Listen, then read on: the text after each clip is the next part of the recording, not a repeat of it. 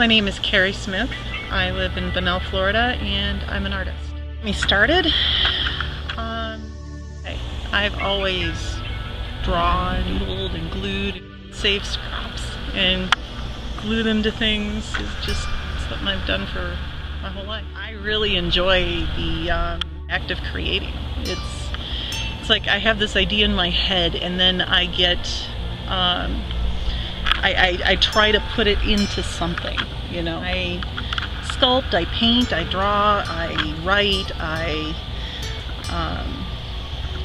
do murals, I do mosaics. The medium doesn't really matter. It's the act of making stuff that I like. I am not patient, so I don't do things like crocheting or quilting, even though I do know how to quilt and I can do a chain stitch and crochet. I don't have the patience to make stuff like that.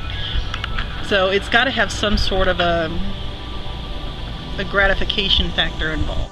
Teachers would always, you know, take my artwork and put it up on the hallway. You know, I never didn't have artwork in the hallway.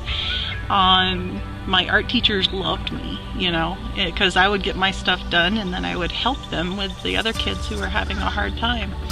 You know, it's just something I've always enjoyed. It's a good stress relief. I had a picture in my head, I wanted to put it out on paper, and sometimes some of the paintings come out different than I intended. Bob Ross, I don't know if you've ever seen those shows on TV, but let's put a happy little tree here, happy little tree there.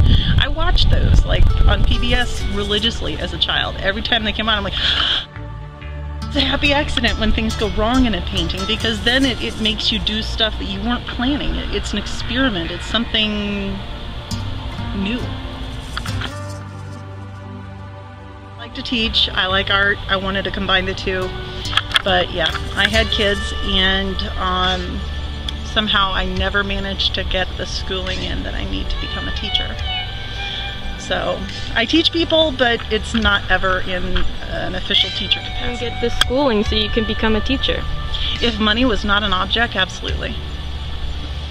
Would you go back in time and change your decisions? No. I don't have another question.